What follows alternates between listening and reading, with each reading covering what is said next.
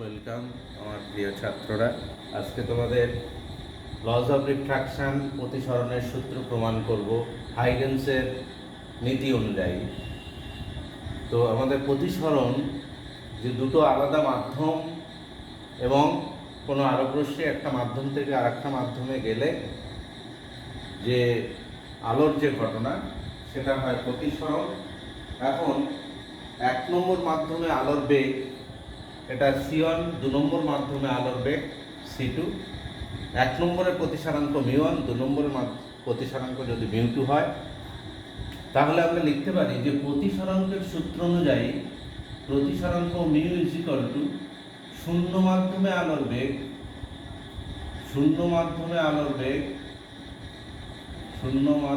আলোর বেগ ডিভাইডেড আপন ওই মাধ্যমে আলোর বেগ, যে মাধ্যমে আলোটা প্রবেশ করছে বাই কোনো মাধ্যমে আলোর বেগ। এখন সেক্ষেত্রে আমরা μ1 লিখতে পারি যখন ওই 1 নম্বর মাধ্যমের প্রতিসরাঙ্ক লিখতে পারি C আপন C1। C হলো শূন্য মাধ্যমে আলোর বেগটাকে C এবং 1 নম্বর মাধ্যমে আলোর বেগ হলো C1। Velocity of light in medium 1 নম্বরের বেগ হলো C1, 2 নম্বরের বেগ হলো C2। তাহলে সিমিলারলি μ2 লিখতে পারি C আপন C2। তাহলে 1 মাধ্যমের সাপেক্ষে দু মাধ্যমের প্রতিসরাঙ্ক 1 নম্বর থেকে 2 নম্বরে আলোক রশ্মিটা যদি যায়, তাহলে 1 এর সাপেক্ষে 2 এর প্রতিসরাঙ্ক লিখতে পারি μ2 আপন μ1 μ2 হলো C আপন C2 আপন C আপন C1 C1 বাই C2। এই সম্পর্কটা আমাদের লাগবে যে 1 μ2 C1 আপন C2।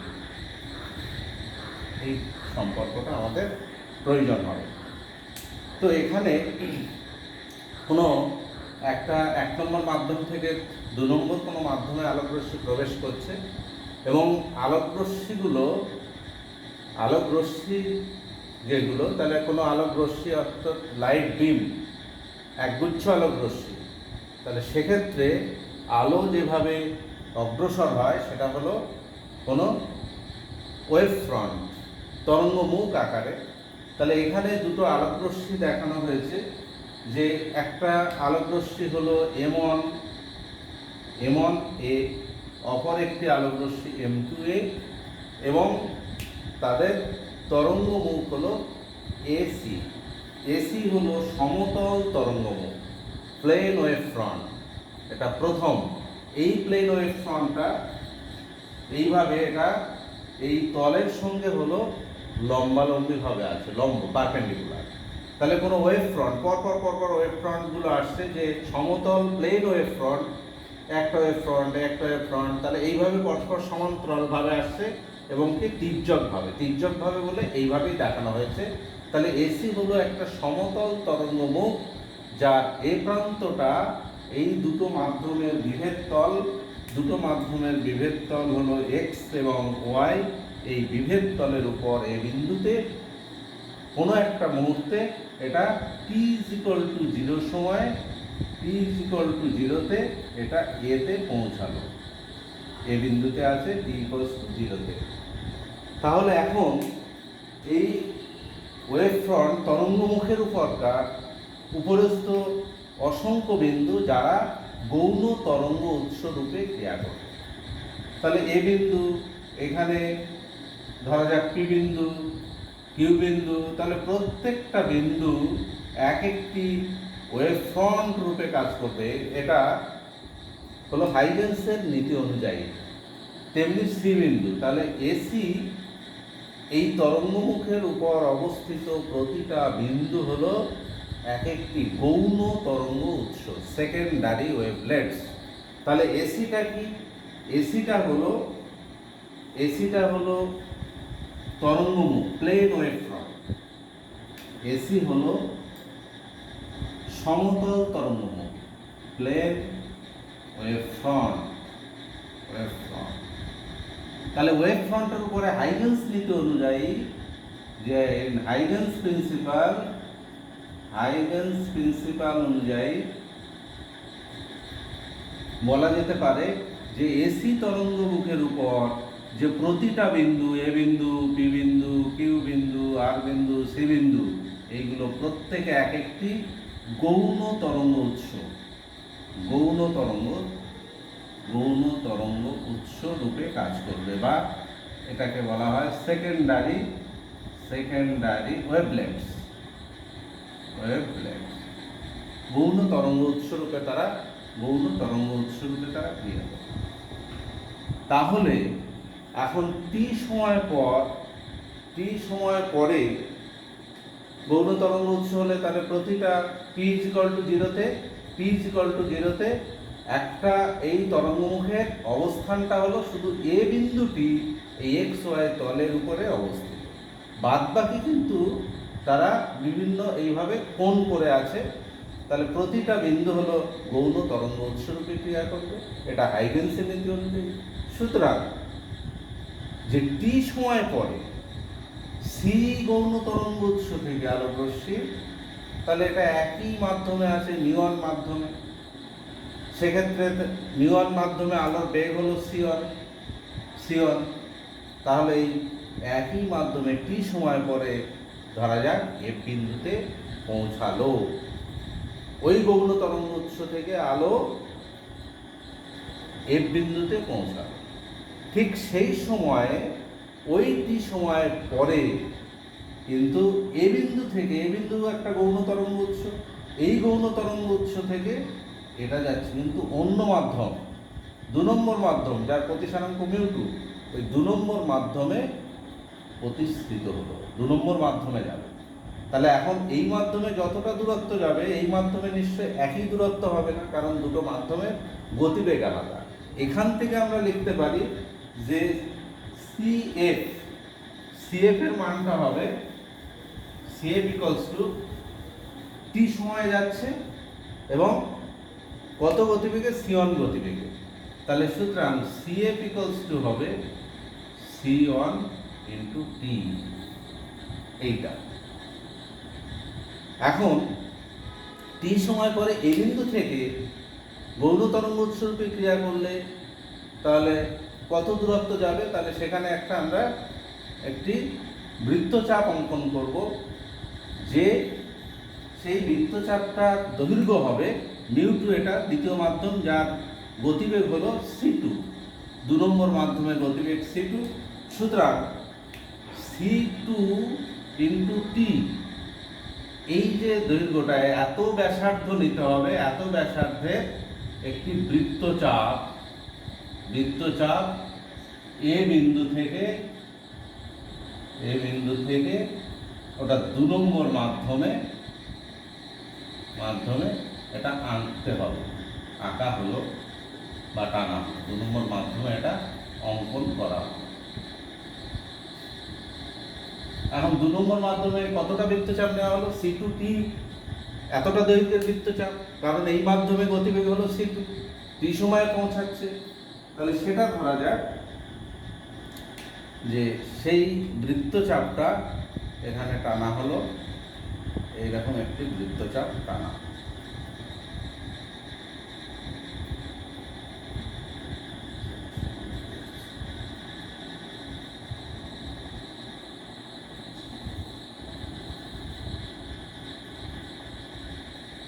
এইরকম একটি বৃত্তচাপ টানা।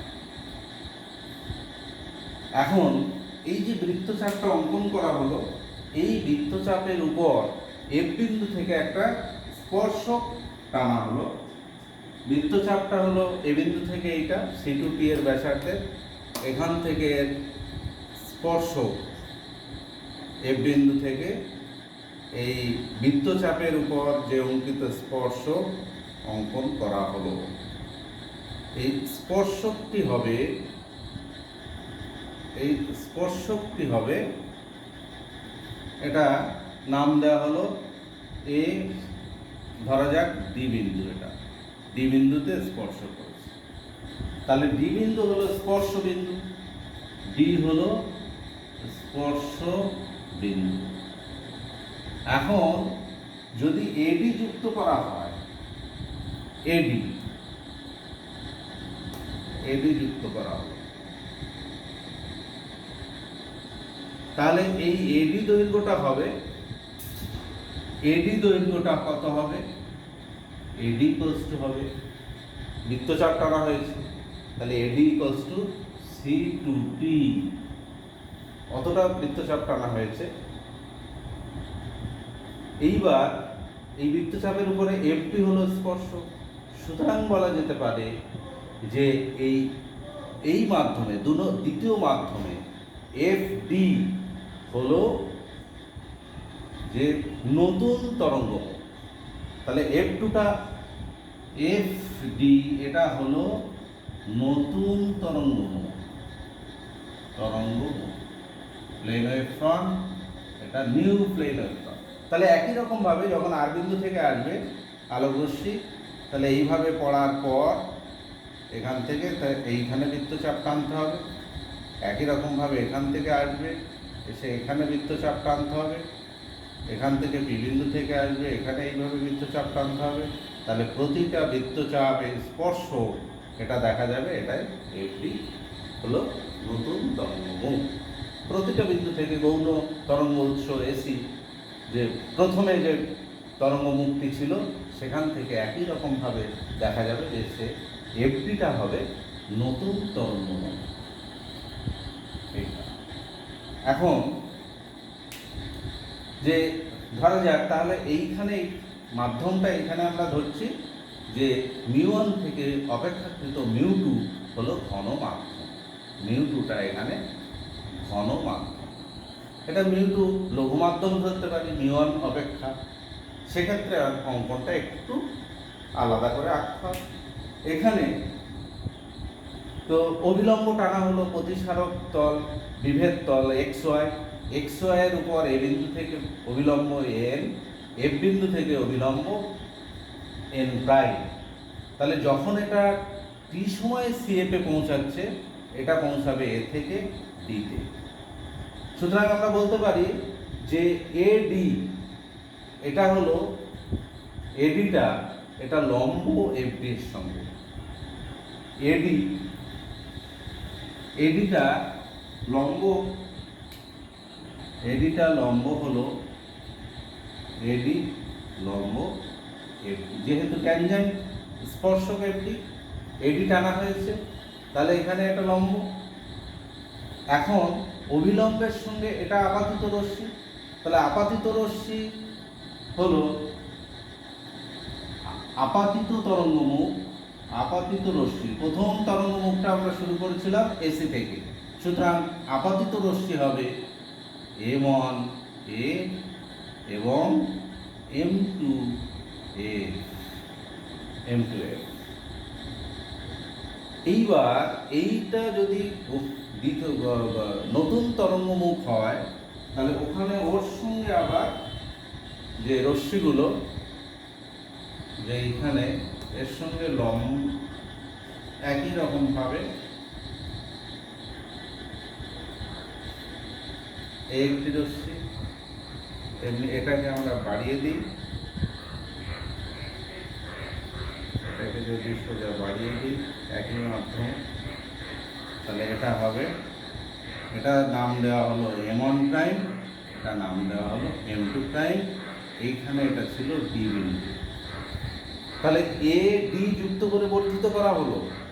সুতরাং এ M1 প্রাইম এটা আপাতিত রশ্মি ছিল, এ M1 প্রাইম এবং F M2 prime, F M2 prime এটা হলো প্রতিসৃত রশ্মি, প্রতিসৃত রশ্মি।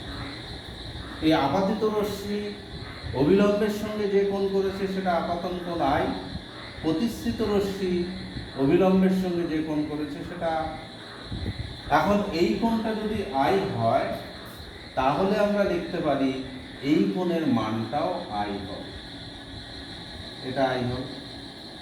একই রকমভাবে যেহেতু M1 এর সঙ্গে এসি লম্ব, আবার এ এন এর সঙ্গে এফ লম্ব, সুতরাং মাঝের কোণটা কমন কোণ, এই কোণটা প্লাস আই কোণটা ইজিক্যাল টু 90, আবার এইটা প্লাস এইটা 90, অতএব এটা আই হলে এটা আই। সিমিলারলি এই কোণটা হলো আর কোণ, এটা এই কোণটা হলো, এটা হলো আর কোণ। এই কোণটা আর হলে তাহলে এই কোণটাও আর হবে, এটাও আর কোণ। যেহেতু এই কোণটা কমন কোণ, তাহলে কমন কোণটার সঙ্গে এটা, এটা হলো একটা কমন কোণ, কমন কোণের সঙ্গে প্লাস আর 90, আবার এটার সঙ্গে এটা এই কমন কোণ, এটা যোগফল 90, সুতরাং এটা আর হলে এই কোণটা হবে আর। এইবার আমরা এখানে প্রমাণ করব প্রতিসরণের সূত্র, স্নেলের সূত্র। তো আপাতন প্রতিসরণের সূত্র অনুযায়ী এইবার এইখানে যে M2C M1A এটাই তরঙ্গমুখের সঙ্গে আপাতিত রশ্মি, রশ্মিগুলো পরস্পর লম্ব, সুতরাং বলা যেতে পারে যে এই কোণটা হলো 90 ডিগ্রি। আবার এখানে এটা স্পর্শক, তাহলে এটা লম্ব, তাহলে সি কোণটা হলো লম্ব, অ্যাঙ্গেল অফ সি এটা 90, আবার অ্যাঙ্গেল অফ ডি এটা হলো 90, সুতরাং দুটো সমকোণী ত্রিভুজ।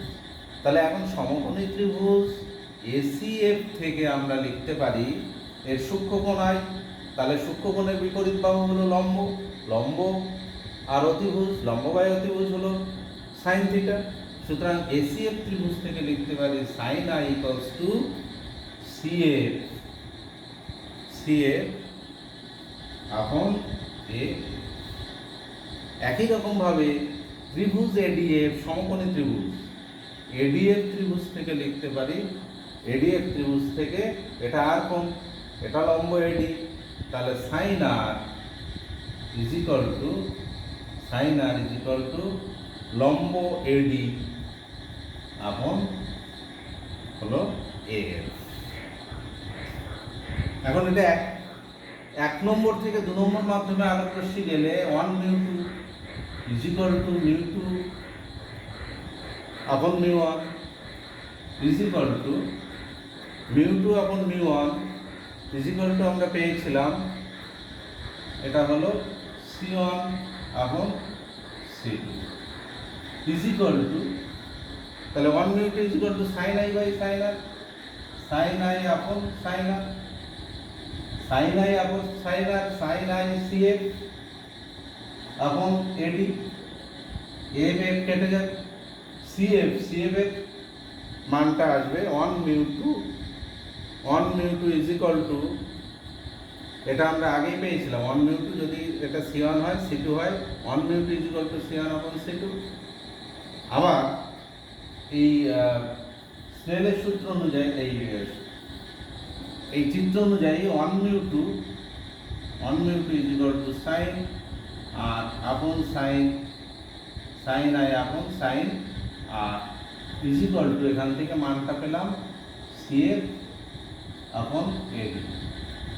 সিএফ এর মানটা হলো c1 টি আপন c2 টি, c1 c2 টি কেটে গেল, c1 আপন c2, তাহলে c1 আপন c2 is equal to μ2 by μ1।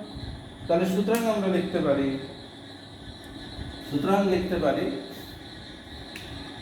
যে μ1, সুতরাং লিখতে পারি μ2 আপন μ1 ইজ ইকুয়াল টু